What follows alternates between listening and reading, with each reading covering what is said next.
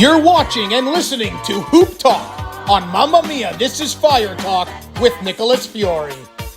Welcome, everybody, to episode number 33 of Mamma Mia. This is Fire Talk, Hoop Talk episode number 1. And today I have a special guest on the show, folks. It's Matt Devlin, the Toronto Raptors play-by-play broadcaster and announcer for now, I believe it's 13 years. Everyone calls you Matty D. So Matty D, welcome to the show.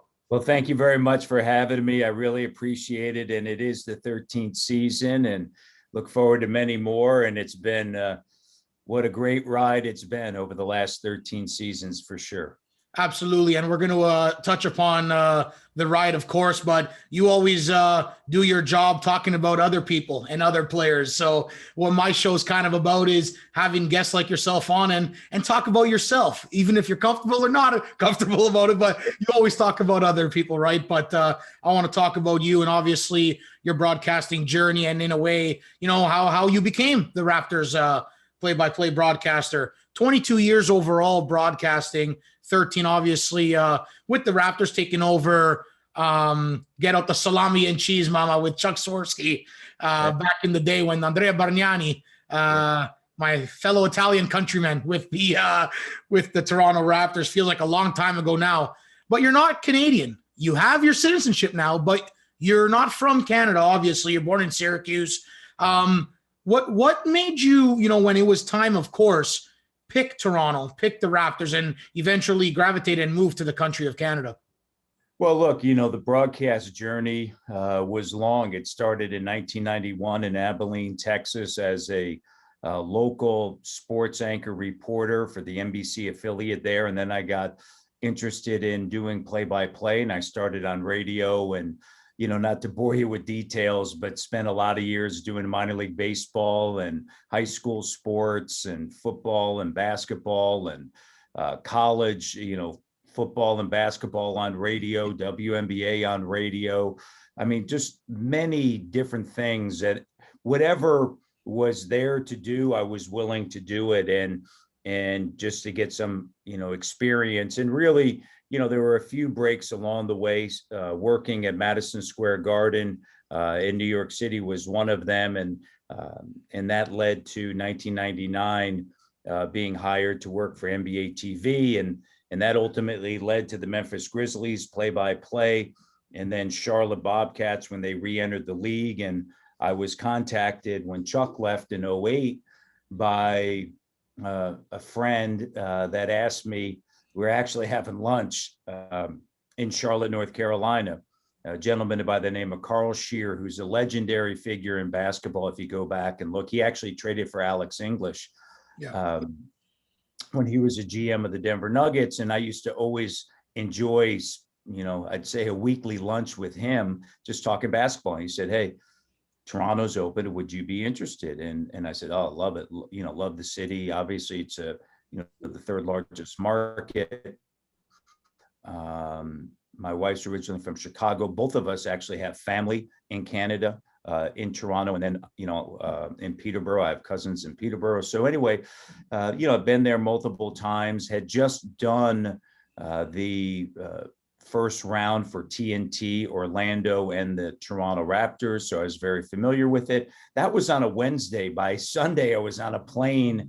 I don't want to bore you with any of the details. By Sunday, I was on a plane up to Toronto, met with JC Capono, who I knew from years past, on a Sunday night at a sports bar that's no longer around the corner from Scotiabank Arena. And we just kind of talked about, you know, the Raptors and living in Toronto. And you know, he obviously gave double thumbs up on that. And Monday I met with everyone, and that really began the process. And just an exciting journey. Been here for 13 years. And, you know, it's something that, you know, I really love. It's been, you know, just, you know, it's been great. You know, my 3 sons have grown up here. We became Canadian citizens in 2019. And, you know, it's just absolutely awesome, you know? Absolutely. And as you mentioned, the other sports, right? I mean, you didn't just stick with basketball, right? MLB, NFL, some Olympic broadcasts as well. But did you find that home with basketball and said, okay, maybe this is my niche, this is my sport, and, you know, let's really run with it? Well, it's interesting. I up until about 3 years ago, I still did a lot of other sports. And it was about 3 years ago that, I probably made the decision to back off a little bit because I was on the road so much. And, maybe, I played sports growing up. I played all sports. I wasn't great at any one particular sport. Like a lot of people, you end up getting cut, so many times along the way. And the last time I got cut, I was 20 years old, and I knew I was done playing baseball at that time, and I got cut in basketball when I was 16, and played football until I was 16 years old, and then really started spending a lot of time with baseball. But ultimately, I was never good enough and recognized that, but wanted to continue to be around sports. And I love all sports. And, maybe along the way, it kind of picked me a little bit. I have so many different connections to basketball. My wife's family, she has two brothers that are NCAA Division I basketball coaches. And, she played, high school basketball. I mean, just so many different connections and family and friends. And I don't know, it just developed into it, right? It just developed, and all of a sudden, you take every opportunity in front of you, and then this one has stuck. And I'm very fortunate and very thankful for that. There's no question about that. Absolutely. And obviously, as mentioned, you became Canadian citizens during the NBA Finals in 2019. A little icing on the cake, I know that I would say, with the Raptors winning as well. What was that like? Was it a busy time? Like, you became a Canadian citizen, calling a Raptors championship run. I can't even imagine. Well, the interesting thing is that for those that know it, the process begins a lot earlier, right? Yeah. We came here on a work permit, and then ultimately transitioned to a permanent resident. And then you have to spend so many days in country. But because I spend so much time traveling out of Canada, that it took me a little bit longer to reach the necessary dates to ultimately become a citizen. So at the end of the day, the process had started, and it was, 18 months, maybe a little bit longer. And all of a sudden, I'll never forget, we're second round against Philadelphia, and my wife and I get an email that says that we have to show up, on this specific day to take the test. And I'm like, oh, so I'm like studying for both, the playoffs, and then obviously becoming a citizen. And wow. And so we took the test and fortunately passed it. And then it just so happened that, and that was during the Milwaukee series, which was just a lot of fun. And I was studying it, and I'll never forget, we landed in Milwaukee, and the television crew, they had like this little get together down in the lobby at the lobby bar. And they're like, hey, why don't you guys, why don't you come down for happy hour? I said, I got to study for, my citizenship test. And they're like, well, why don't you bring it down here? So there's different things that you can do online to, like to take the test. So it ended up being a breakout session on Canadian history where I was quizzing them, and we had some fun with that. But took the test, and then ultimately my wife and three sons were sworn in between game one and game two. And that was, really a special day. I want to say there were 28 countries represented, 104 new Canadians there. And it was extremely impactful, as you would expect. And certainly something that, we feel very, fortunate to, be Canadian citizens and have dual citizenship. Well, Matt, we're happy you're here. We're happy you're Canadian now. That's for sure. Honorary Canadians, of course. Listen, every championship run is special. I mean, I'm with the Oakville Blades Junior A hockey, which a bit because your son Ian played for St. Michael's, of course, and obviously now traded away because no, probably no COVID season in the Ontario Junior Hockey League, but I was with the Oakville Blades. I'm with them for 4 years now. A couple of years ago, went to Brooks, Alberta, the national tournament, national championship, and the run in itself is always just special. It's amazing, but obviously at a way different level than myself to yourself, that's for sure. But for yourself with the Raptors in the NBA, like how special was it becoming a Canadian as well, with the first ever and only Canadian team in the NBA winning a championship in the United States of America as well? Just overall about the team and personally for you, how special was that entire Raptors championship run? Well, it was unbelievable, and I think made more special by the fact that you had an entire country behind a team. And Jurassic Park, there wasn't just Jurassic Park at Scotiabank Arena. There was 59 official ones all over and then the countless others, right? Yeah. And I always look back at that time, and while I was going through a personal journey, right, with my family, they were, watching the games just like everybody else. And we, we're studying to become Canadian citizens, all those things. Everyone that I meet, has, these unbelievable stories. And that really, to me, is the fabric of that championship, is just all these great 2-month plus stories and journeys that friends and family took, and diehard fans and new fans took watching the Toronto Raptors. And I think we saw that countless times. There were multiple examples, throughout that run, whether it be, the fans showing up, at Oracle Arena singing "Oh Canada" after game. I mean, there's just so many unbelievable moments. And it all started, game one, where against Orlando, DJ Augustine went off, and everybody, including you, said, "Oh no, here we go again." And I thought to myself, "Oh no, here we go again."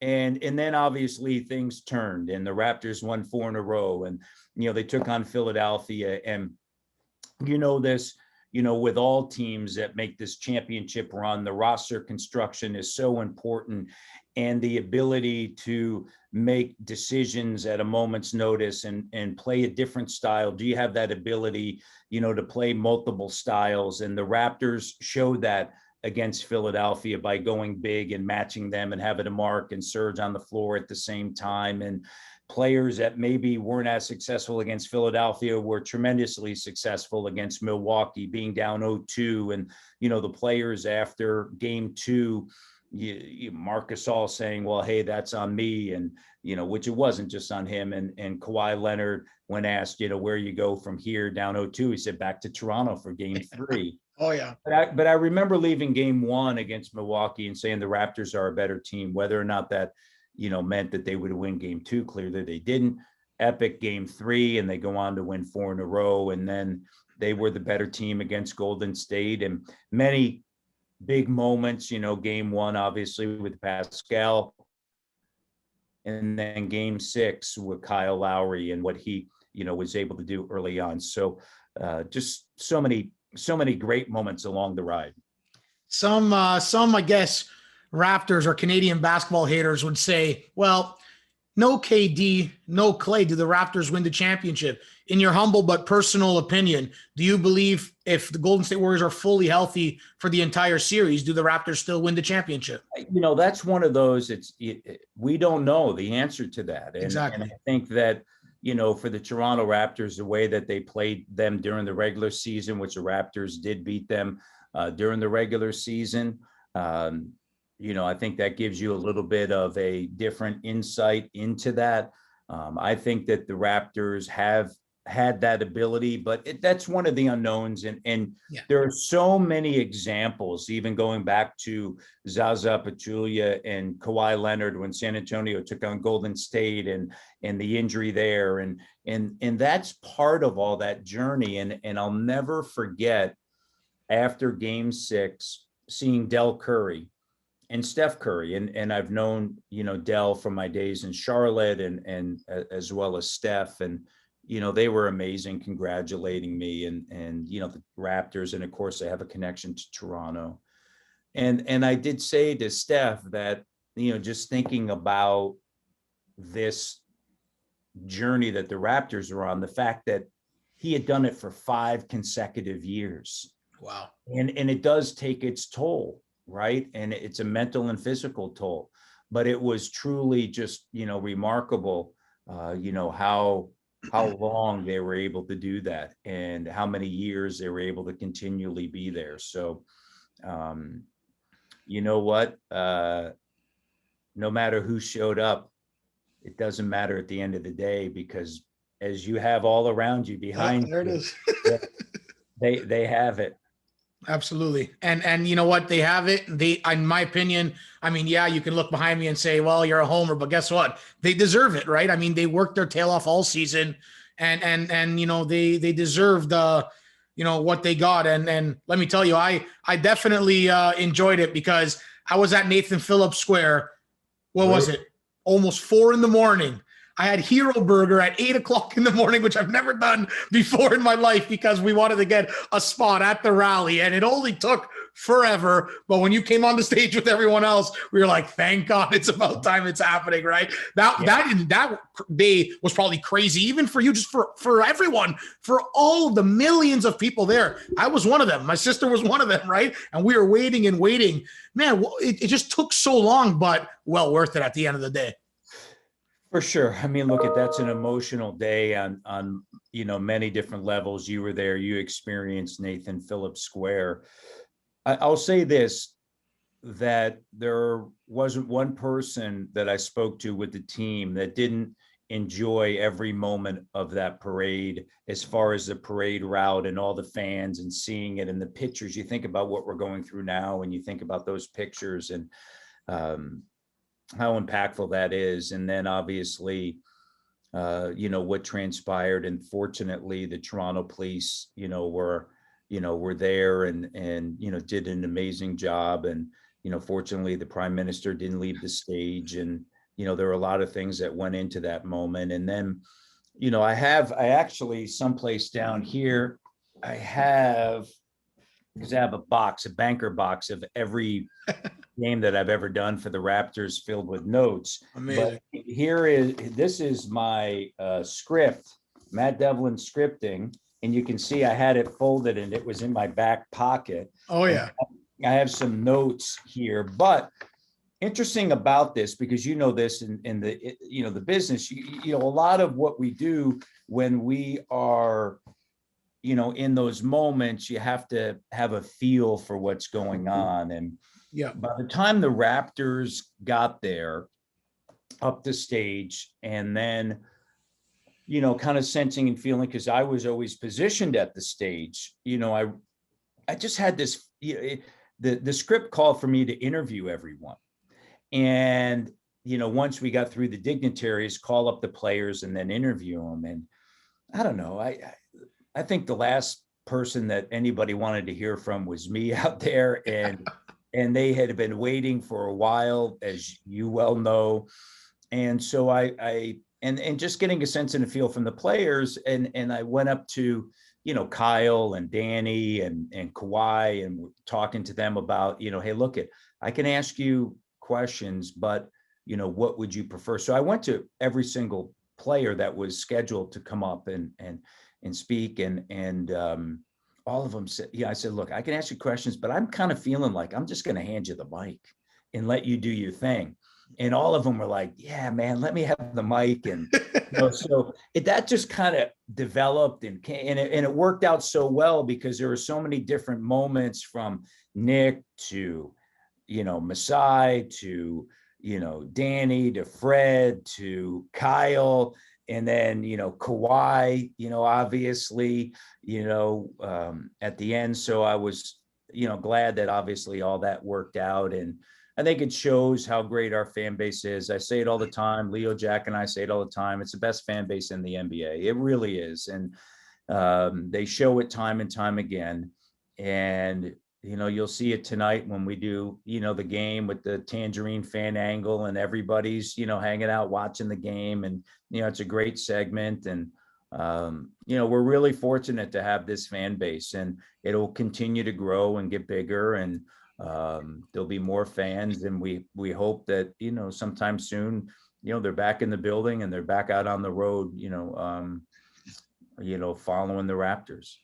And it looks like this fan base is almost even growing during COVID, if that makes any sense. A lot of people tuning in, a lot of people watching, a lot of people participating in Tangerine Fan Angle. But for you personally, and obviously with Leo and Jack, how different has it been, during broadcasting during COVID? Yeah, well, it's very different, right? It's the last game that I announced live meaning in person, was March 9th in Salt Lake City. And, since that time, I've been calling games off of a monitor, and it takes me back to being a young announcer where I'll never forget, I was doing minor league baseball and trying to get better as a basketball announcer. I would turn down the sound on the TV, and I had an old Radio Shack cassette player and a microphone, and I would announce the game as it's happening in front of me, to try to get that rhythm and feel of the game. And so now it's a little bit of that, right? We have a monitor in front of us, we have a stat monitor, and then we have another monitor that kind of gives us a wider picture of the court. Sometimes it kind of depends on the arena, but essentially, 90% of it is I see what you see at home, and you react and respond to that.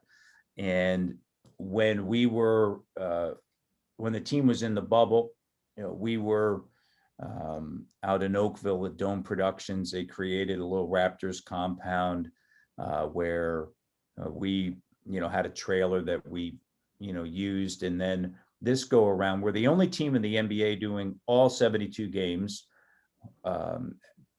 in a studio.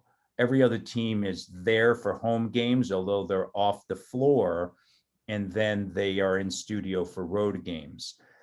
So they on the 300 level at Scotiabank Arena, the Raptors have a court there that used to be their old practice court before OVO, and they still use it, getting ready for games and stuff like that. So anyway, they created a studio there for us. So I'm about 8 to 10 feet away from Jack and Leo. On Sportsnet games, Brad and Sherm are there. Jonesy and Eric Smith have a room. The old weight room is their radio area. So they did an amazing job putting together a studio for us to call games. But it's different because, and this as an announcer, when you're there are nuances to the game.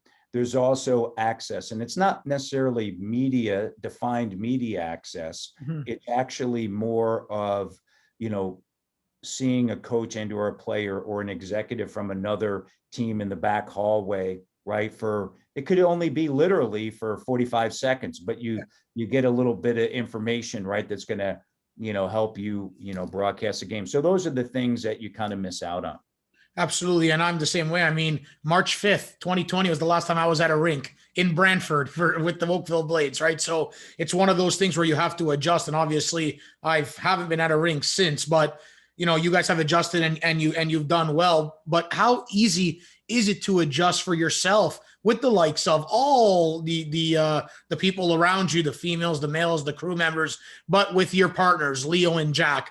Would you rather have really any other partnership? You guys basically rotate for the most part every game, every night, but it's like you guys have such a good chemistry, all three of you really, and it just flows really well. How is it like to have partners like Leo and Jack? Well, it's a great point because I think all of this is made easier by the fact that Jack, who does all the TSN games, and Leo, who does all of the Sportsnet games, we're such great friends, and we've been working together for 13 years, and I've known them both for longer. Worked with Jack, going back to the late 90s at Madison Square Garden Network. So, we've known each other for so long, and we've really, we're friends off of the air as well as on the air. And so, having those two, it really makes a difference, because there are differences to calling games. It is different when you look,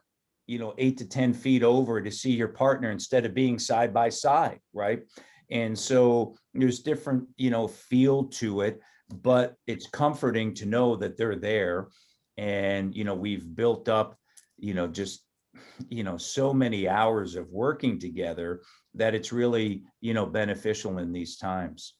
It's funny, Matt. I feel like we have so many similarities because me and my colleague Matthew, he's been my partner for 6 years of broadcasting. Now we went to high school together as well, and it's like we just, for hockey especially, you got to flow off each other well, right? A goal is being scored. Where's the analyst coming in, right? And that's how we have the dynamic. So it's great to hear you say how it's sometimes. It's not always important to be, on the air, but off the air, the friendship too, which is very key to really having, as a perfect broadcast as much as possible, right? Which is great to have.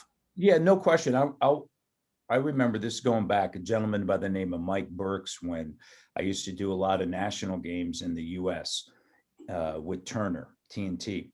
And he was a legendary producer. And he used to work for CBS, then Fox, and then a combination of Fox and Turner. And he did all of the Celtics and Lakers, finals in the 80s with Dick Stockton as a play-by-play announcer. But every year that I'd come in to do Turner games in the playoffs, almost every year, a lot of the time I would work with a different partner, anywhere from Jeff Van Gundy to Steve Kerr to Mike Fratello to Mike Dunleavy to Kevin McHale, and just a host, Chris Webber, all these great analysts. And what we would always try to do is, before we worked the game, we'd either meet for a dinner the night before if the schedule allowed, or you'd meet for breakfast in the morning, because the point that Mike always made was, you want to get there and just have a conversation with everyone. It's almost as if the announcer and the analyst, the play-by-play announcer and the analyst, who may not have worked together before, have this time to get to know one another. And then it seems more natural when you get on the air. Yeah. Right. Yeah. And so, I always, thought, like, what, that's a good idea, right? Go have a dinner, go have a breakfast or lunch or whatever it may be with a new analyst before you go on the air, because then you kind of get to know one another. And then by the time, you get ready to go on the air, it's not as if it's, the first time. Absolutely. Just a couple more questions for you, Matt. And, in 2019 was a great year. 2020 was a decent year for you personally with the awards, but for obviously the country and the world, COVID-19 hit pretty hard. But how humbled were you to win a couple of broadcasting awards? The 2020 Canadian Screen Award for Best Sports Play-by-Play Announcer, and then was named Sports Media Canada's Broadcaster of the Year in 2019. Two very big awards, in my opinion. But how humbled were you to win those? So humbled. So many great, legendary announcers have won both. And I was joking. I jokingly said, hey, it took the Raptors to win it all, right? So I thank the players for getting that done.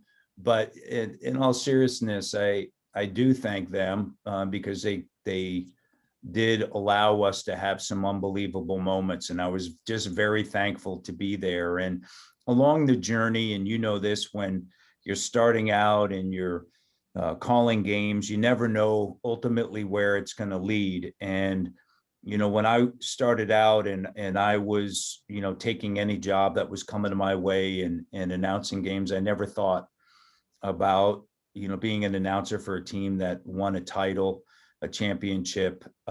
Never thought about the awards. I just was really trying to get better, and then also trying to make a little bit of money to keep going. And along the way, you have to have great support from your family. And my wife is exactly that. I mean, she's been there, since day one with me, and there have been so many ups and downs along the way. If you don't have that great support, that certainly can change things. And I'll never forget, I was doing minor league baseball, and I was also trying to put together a radio package for basketball, and long and the short of it, I was able to do that. I got a radio station. I was able to secure the school, Sacred Heart University. It was Division II. Now it's Division I. They have a Division I hockey team as well. But I was going to do basketball. And at that point, I mean, I was doing everything from sales to, for a minor league team, you're covering a wide range of different things. But at that point, I was like, okay, I'm already doing all these other things. I just really want to focus in on the game. So I didn't want to sell the commercial time. And so I gave all the commercial time to the school to sell. And then, I just asked, hey, can you give me $100 a game? That way it's, gonna, kind of cover my gas and meals. I wasn't looking to make really any money from it. Anyway, I'll never forget Don Cook was the athletic director for Sacred Heart. And after the second game, he came to me and he said, Matt, we can't afford you. I said, you can't afford me?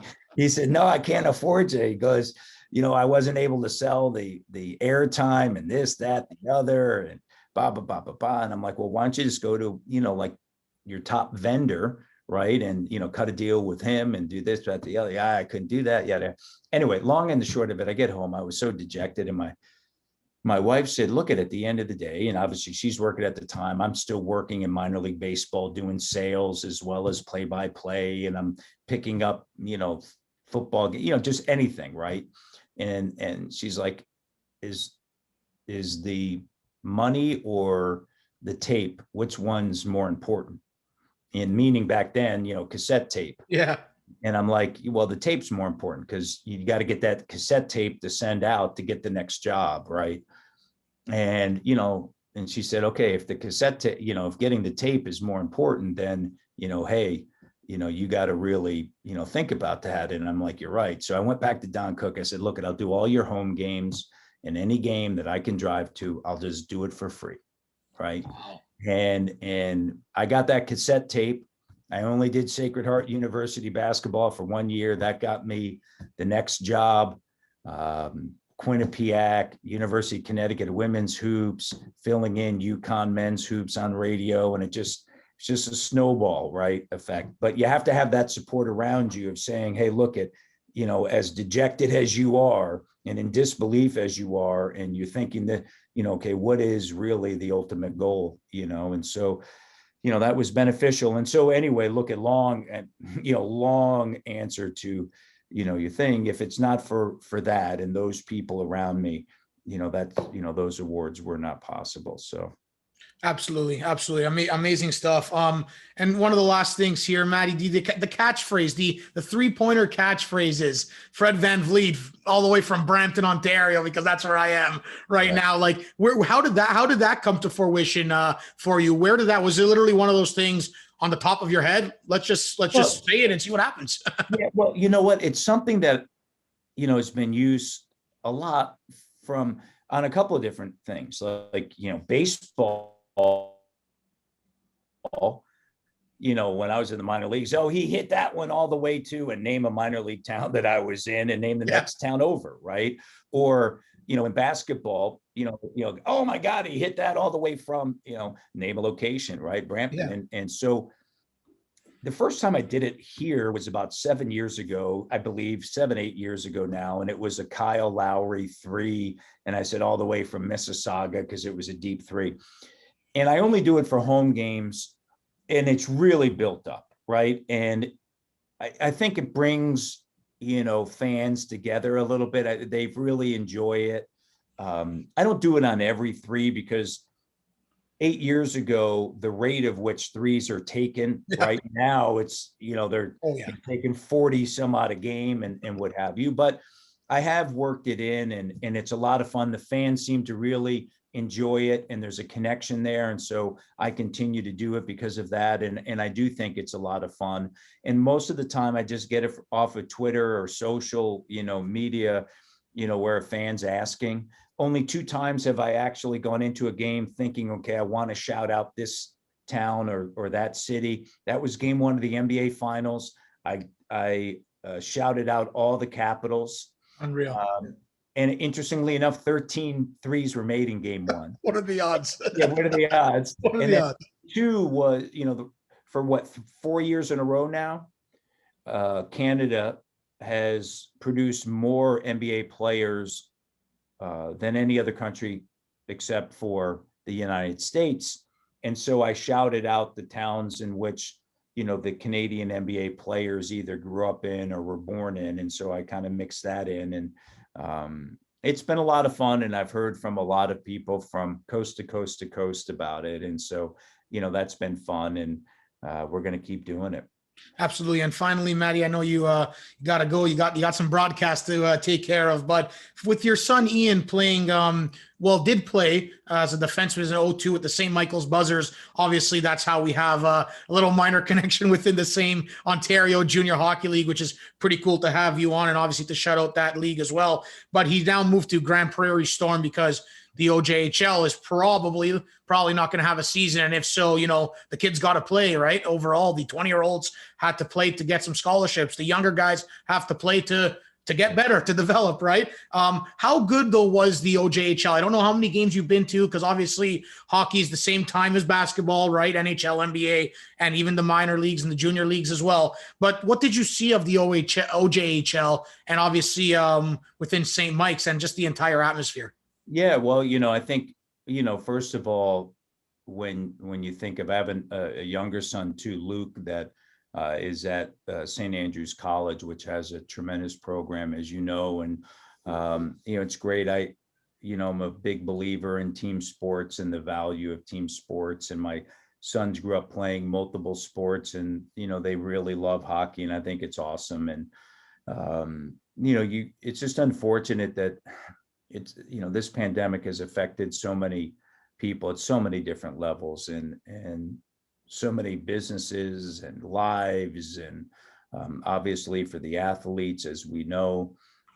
And so fortunately, Ian was able to get moved out to the BCHL, and then from there, the Alberta Junior Hockey League is going to play, right? And there's only been a few that are playing, and so he was loaned to Grand Prairie, which is great. And I think for kids specifically in the Toronto area, it's great. It was a great way for him to be able to graduate high school here locally with his buddies, which is what he wanted to do, but then also have the ability to play junior A hockey here locally. And I think that that's important for a city like Toronto. And so, obviously the Oakville Blades, as you well know, the history of it. If you follow the OJ, everybody knows, the great organization that it is. And so it's, it's valuable, to have a league like the OJ, in Toronto. And so, there's some great junior leagues in the BC League and the AJ, certainly, two that, have gotten to, look, there's just tremendous leagues in here in Ontario. You have the CC, right, in the Ottawa area that's done a tremendous job. And, here locally, you have the Ontario Junior Hockey League, right? So, those things are important to have in the communities. And I hope for everybody that everybody can get back to doing, what they can do. And I don't know. And that's just an honest reaction. I don't know, right? It's understandable, based upon where we are.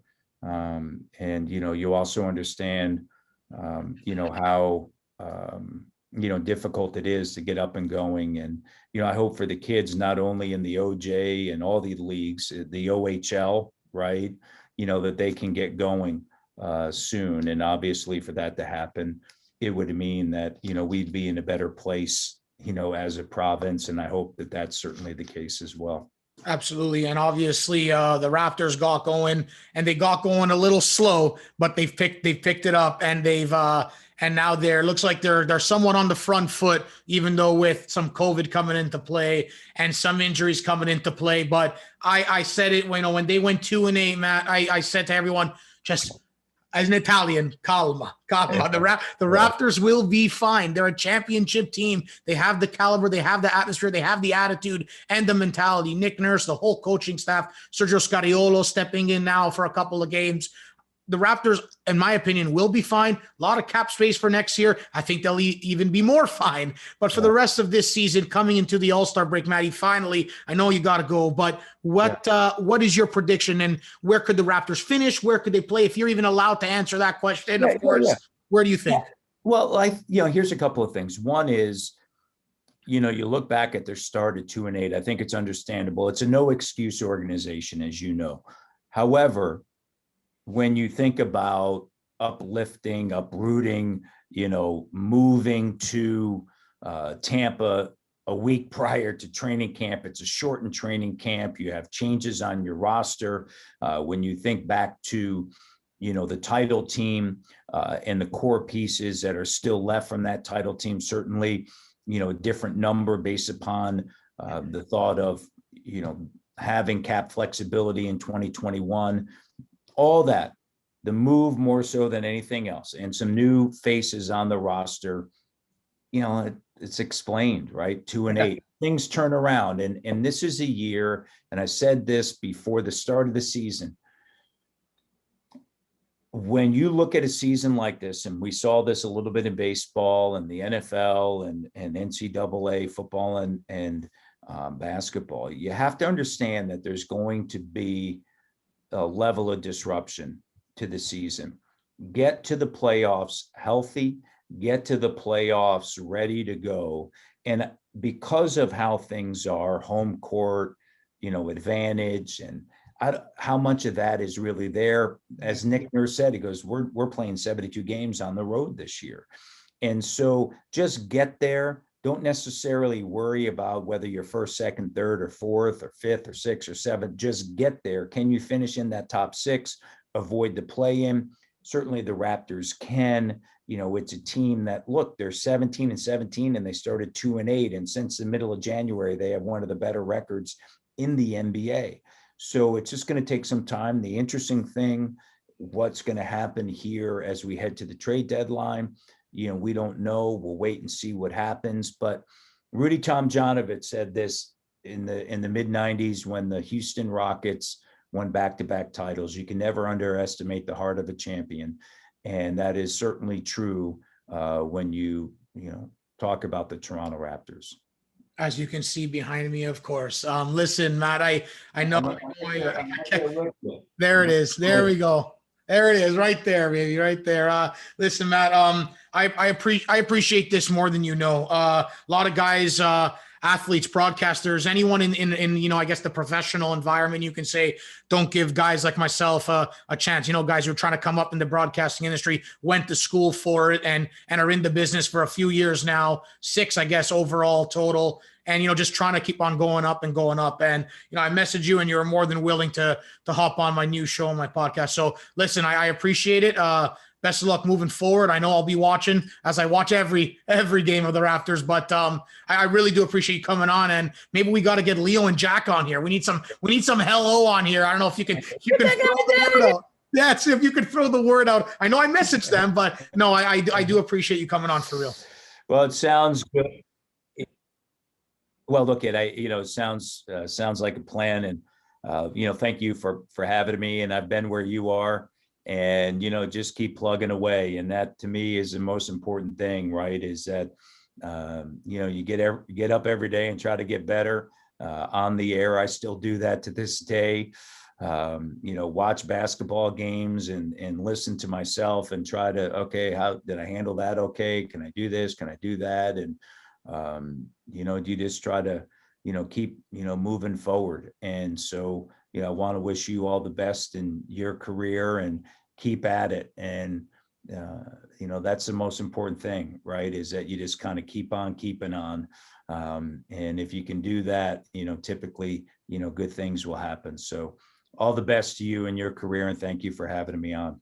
Absolutely. I appreciate that very much. Listen, everyone, Matt Devlin, the voice of the Toronto Raptors, the Toronto Raptors play-by-play broadcaster for 13 years now. I appreciate you coming on once again, Matty D. Best of luck moving forward. I'm Nicholas Fiore, the broadcast voice of the Oakville Blades. More Instagram lives bi-weekly coming up and more episodes with even more different sports coming up. So keep your eyes peeled because the show is getting bigger and better. You can watch on YouTube, listen on Apple Podcasts, and listen on Spotify as well. Stay safe, everybody, and Mamma Mia. That was Hoop Talk on Mamma Mia. This is Fire Talk with Nicholas Fiore. Thank you for watching and listening, and stay tuned for the next episode.